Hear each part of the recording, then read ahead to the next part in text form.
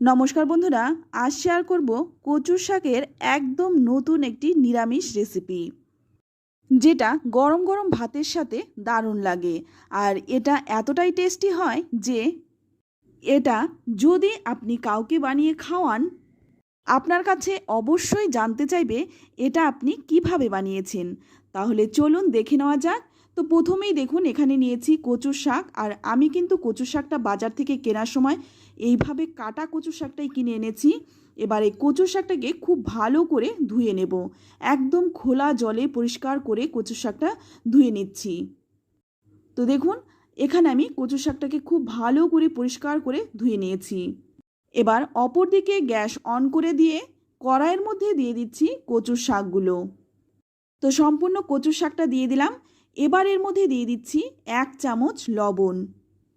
এখানে কিন্তু আমি কোনো রকম জল দিলাম না। লবণটা দিয়ে কচুর শাকগুলো ঢেকে দিচ্ছি। গ্যাসের আঁচ লো টু মিডিয়ামে রেখে 5 মিনিট ঢেকে রাখবো। এবার অপর দিকে একটা বাটির মধ্যে নিয়ে নিচ্ছি 1 চামচ আতপ চাল। এখানে কিন্তু আমি 1 চামচ আতপ চাল নিয়েছি, আর এই 1 চামচ আতপ চালেই কিন্তু হয়ে যাবে। খুব সামান্য পরিমাণেই চাল লাগে। তো এই চালটাকে আমি খুব ভালো করে ধুয়ে তারপর ভিজিয়ে রাখবো। চালটা ভিজতে থাক। এবার 5 মিনিট পর ঢাকনাটা খুলে দেখুন, কচুর শাকটা থেকে জল ছেড়ে দিয়েছে। আর কচুর শাকটা কিন্তু এখনও খুব ভালো করে সেদ্ধ হয়নি, শুধুমাত্র কচুর শাকটা একটু নরম হয়ে কমে গেছে। তাই একটু নেড়েচেড়ে নিয়ে আবারও কিন্তু ঢেকে রাখবো 7-8 মিনিট। তো 8 মিনিট পর দেখুন, এখন কিন্তু কচুর শাকটা খুব ভালো করে সেদ্ধ হয়ে গেছে। আর দেখুন কচুর শাকটা থেকে কতটা পরিমাণে জল বেরিয়েছে। এবার এটাকে নামিয়ে নিচ্ছি। নামিয়ে জলটা ঝরিয়ে নেব। তো দেখুন কতটা জল বেরিয়েছে। আর সেদ্ধ করার সময় কিন্তু জল দেওয়ার প্রয়োজন হয় না, কচুর শাক থেকে এমনি জল ওঠে।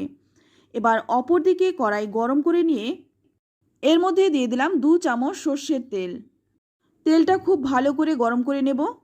আর এই রান্নাটা কিন্তু সর্ষের তেলে করলেই বেশি ভালো লাগে।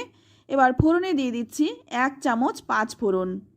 এখানে চাইলে কিন্তু আপনারা কালো জিরেটা ফোড়ন দিতে পারেন, তবে কালো জিরের গন্ধটার থেকে কিন্তু 5 ফোড়নের গন্ধটা বেশি ভালো লাগে। ফোড়নটাকে একটু ভেজে নিয়ে এর মধ্যে দিয়ে দিচ্ছি 10 থেকে 12টা চেরা কাঁচা লঙ্কা। আর এটা কিন্তু কাঁচা লঙ্কাতেই ঝালটা হবে। আর ঝালটা কিন্তু নিজেদের পছন্দ অনুযায়ী দেবেন, যে যেমন ঝাল খেতে পছন্দ করেন। এবার এর মধ্যে দিয়ে দিচ্ছি সেদ্ধ করে জল ঝরানো কচুর শাকটা। তারপর খুব ভালো করে নেড়েচেড়ে মিশিয়ে নেব। তো বন্ধুরা, কচুর শাক তো অনেক রকমভাবে খেয়েছেন, একবার এইভাবে নিরামিষ কচুর শাকটা রান্না করে দেখুন।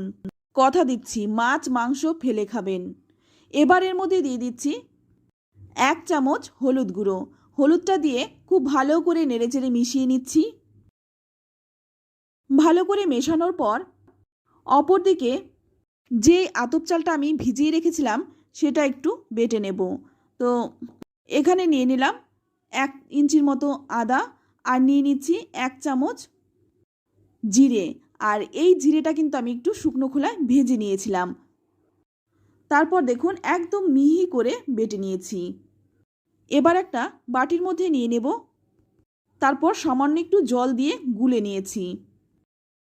তো এটা পাশে থাক। অপর দিকে দেখুন কচু শাকটা কিন্তু অনেকটাই শুকনো হয়ে গেছে। তো আমি আরও কিছুক্ষণ কচু শাকটাকে এইভাবে নেড়েচেড়ে শুকনো শুকনো করে নেব। তো এখানে দিয়ে দিচ্ছি স্বাদ মতো লবণ। এখানে আমি খুব সামান্য একটু লবণ দিলাম, আর দিয়ে দিলাম খুবই সামান্য একটু চিনি, স্বাদটা ব্যালেন্সের জন্য। তবে আপনারা চাইলে চিনিটা নাও দিতে পারেন। লবণ কিন্তু কচুর শাকটা সেদ্ধ করার সময় দিয়েছিলাম, সেই বুঝে লবণটা দিতে হবে। তো কচুর শাকটা যখন একদম শুকনো শুকনো হয়ে কমে আসবে, তখন এর মধ্যে দিয়ে দেব চাল বাটাটা। এবার এই চাল বাটাটা দিয়ে খুব ভালো করে নেড়েচেড়ে মিশিয়ে নিতে হবে। আর দেওয়ার সঙ্গে সঙ্গেই কিন্তু এইভাবে নেড়েচেড়ে মিশাতে হবে, নইলে কিন্তু চাল বাটাটা দলা পাকিয়ে যেতে পারে। তো খুব ভালো করে নেড়েচেড়ে মিশিয়ে শুকনো শুকনো করে নেব। তো 4-5 মিনিট সময় নিয়ে কিন্তু এইভাবেই নেড়েচেড়ে মিশিয়ে নেব। তো বন্ধুরা, কচু শাকের এই রান্নাটা কিন্তু একদম খুব অল্প সময় হয়ে যায় আর খেতে জাস্ট অসাধারণ লাগে। গরম গরম এক থালা ভাত কিন্তু শুধু এই দিয়েই খাওয়া হয়ে যাবে। তো দেখুন, ভালো করে নেড়েচেড়ে মিশিয়ে নিয়েছি। এবার কিন্তু নামিয়ে নেব। তো দেখুন, আমি একটু নামিয়ে দেখিয়ে দিচ্ছি। এটা দেখতেও যতটা সুন্দর হয়েছে, খেতে তো অসাধারণ হয়। তো বন্ধুরা, আপনাদের কাছে একটাই রিকোয়েস্ট রইল, এটা একবার হলেও বানিয়ে খান, তারপর কমেন্টে লিখে জানান খেয়ে আপনাদের কেমন লাগলো। ভালো লাগলে একটা লাইক করবেন। আর আমার চ্যানেলে যদি আপনি নতুন হয়ে থাকেন, চ্যানেলটা সাবস্ক্রাইব করে নেওয়ার অনুরোধ রইল। আর এই কচু শাকটা কিন্তু আমিষ রান্নাকেও টেক্কা দেবে। কচু শাক পছন্দ করে না এমন লোক কিন্তু খুব কম আছে। এর মধ্যে অনেকেই আছেন ইলিশ মাছের মাথা ছাড়া কচু শাক একদমই পছন্দ করেন না।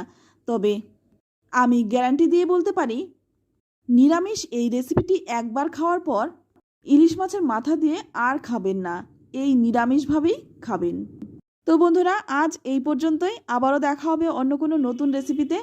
ততক্ষণ সকলে ভালো থাকবেন, সুস্থ থাকবেন আর সকলকেই ধন্যবাদ।